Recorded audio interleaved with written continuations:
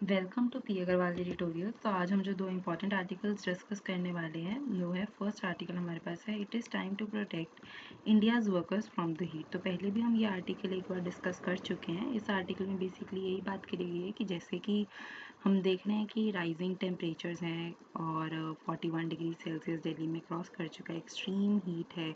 तो उससे सबसे ज़्यादा कौन डिस्टर्ब हो रहा है? सबसे ज़्यादा डिस्टर्ब होते हैं हमारे informal workers.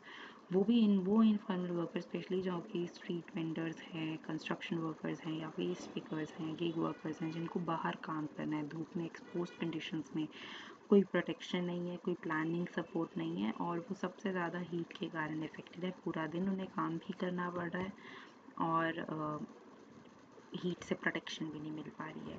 Heat wave threatens health and economy. तो आरबीआई ने एस्टिमेट करा कि 4.5% जीडीपी का लॉस होता है due to extreme health impacts. इनके एसेंशियल रोल के बावजूद जो इनफॉर्मल वर्कर्स हैं उनको हीट रिस्पॉन्स प्लान्स में इंक्लूड ही नहीं किया जाता। जो हीट एक्शन प्लान्स हैं वो फेल करते जा रहे हैं क्योंकि एक तो वो अंडर फंडेड है, शॉर्ट टर्म है और वर्कर फोकस नहीं है। उनमें मेजर्स नहीं है ऑक्यूपेशनल सेफ्टी के, हाइड्रेशन, रेस्ट जोन्स नहीं है, कोई हमारे पास कंपनसेशन नहीं है उनके लॉस्ट वर्क के लिए। मिनिस्ट्रीज़ में पुअर कोऑर्डिनेशन है जिसके कारण वीक इम्प्लीमेंटेशन होता है। बाकी कंट्रीज जो है वो स्ट्रॉन्ग वर्कर प्रोटेक्शंस देती हैं, जैसे अब यूएस है, उसमें shade, water, rest, health, heat safety training ये सब करी जा रही है। फ्रांस में वर्क रूल्स एडजस्ट कर दिए जाते हैं, हाइड्रेशन, पब्लिक कूलिंग स्पेसेस ये सब अवेलेबल हैं। कतार और ऑस्ट्रेलिया में आउटडोर वर्क रिस्ट्रिक्शंस हैं ड्यूरिंग पीक टाइम। फिर good Indian examples also exist. अब अहमदाबाद में एडजस्टेड वर्क आवर्स होते हैं, शेडेड रेस्ट स्पॉट्स हैं। ओडिशा में आउटडोर वर्क एक्सट्रीम आवर्स में स्टॉप कर दिया जाता है। A worker centric approach is needed. तो हमें एक वर्कर सेंट्रिक अप्रोच की ज़रूरत है। नेशनल गाइडलाइंस को अपलोड किया जाए, उसमें इनफॉर्मल वर्कर्स को इंक्लूड करें, प्रोटोकॉल्स डिफाइन करें with respect to the occupations. Involve करें वर्कर्स इन प्लानिंग। तो वर्कर्स को प्लानिंग में इन्वॉल्व किया जाए, ऐसे प्लान्स क्रिएट करे जाए जिसमें कि वर्कर यूनियंस और कलेक्टिव्स को इंक्लूड करके वो प्लान्स बनाए जाएं। लोकल नॉलेज को यूज़ करना ऐसे प्लान्स के लिए बहुत ज़रूरी है, तभी वो वर्क करेंगे। शेड, रेस्ट, कूलिंग स्पेसेस ऐसी कम्युनिटी स्पेसेस बनाई जानी चाहिए जो कि जेंडर सेंसिटिव भी और कम्युनिटी मैनेज हों। फाइनेंस लोकल सॉल्यूशंस, हम CSR fund, city budgets, health insurance ये सब यूज़ करें। प्रमोट करें cool roof, shaded walkways, passive ventilation as standard practice. Redesign cities for heat service lines. हम सिटीज़ को जो है उनका डिज़ाइन, उनके प्लान्स इस तरह बनने चाहिए कि हम अर्बन फॉरेस्ट, वाटर बॉडीज़ और शेडेड डिज़ाइंस आ रहे हैं हमारे पास। इनफॉर्मल जो वर्क स्पेसेस हैं उनके लिए हम उनको कुछ ऐसी चीज़ें बना रहे हैं जो जिनसे उन्हें थर्मल कंफर्ट मिल रहा है, मतलब हीट से कंफर्ट मिल रहा है। इस्टेब्लिश ए नेशनल टास्क फोर्स। तो टास्क फोर्स भी ऐसी बने कि सारी मिनिस्ट्री जो है ना वो साथ में काम करें, नहीं तो एक मिनिस्ट्री अपना काम कर रही है, एक अपना अलग कर रही है और वो बीच में ओवरलैप कर रही है या एक दूसरे से अलग जा रही हैं। एक नेशनल रोड मैप डेवलप हो जिसमें city level heat officers appoint करे जाएं और अकाउंटेबिलिटी इंश्योर करी जाए। Climate crisis is equal to work crisis. तो हमने ये देख लिया कि जैसे टेम्परेचर ज़्यादा बढ़ेगा तो उसके साथ सबसे ज़्यादा इम्पैक्ट इनफॉर्मल वर्कर्स को ही आएगा। ये डेली रिस्क टू लाइफ और लाइवलीहुड है। Urgent long term inclusive action ही एक ओनली पाथ फॉरवर्ड है।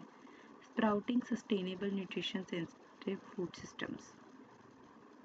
India's nutritional crisis. जो इंडिया है वो 105 रैंक पर आ रहा है 127 में से on global hunger index 2024।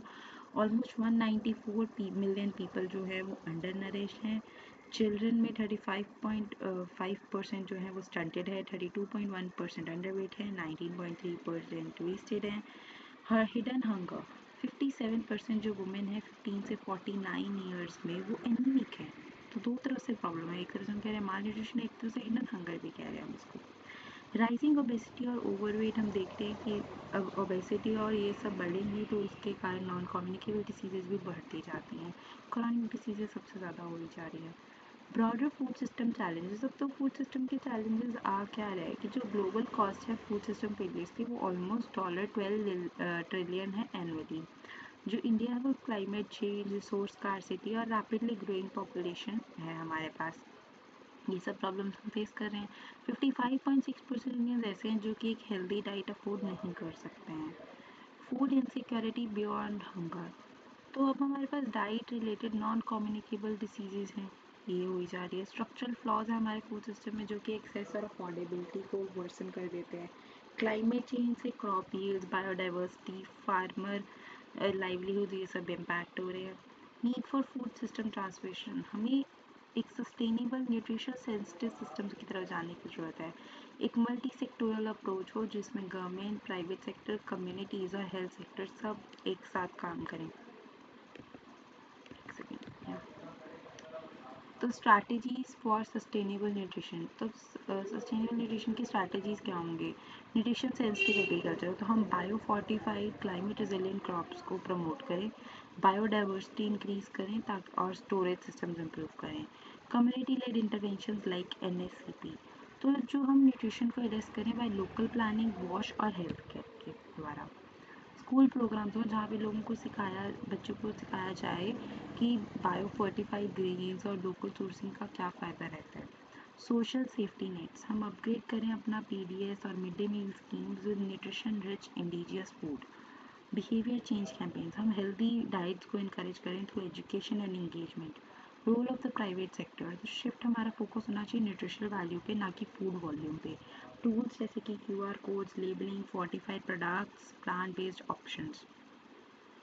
Regulations और इंसेंटिव्स के द्वारा बैकड अप होनी चाहिए। क्लाइमेट एंड इकोनॉमिक रेजिलियंस, हम क्लाइमेट स्मार्ट एग्रीकल्चर और रूरल जॉब क्रिएशन को प्रमोट करें, फोकस करें जेंडर सेंसिटिव पॉलिसीज़ पे टू बिल्ड कम्युनिटी रेजिलियंस।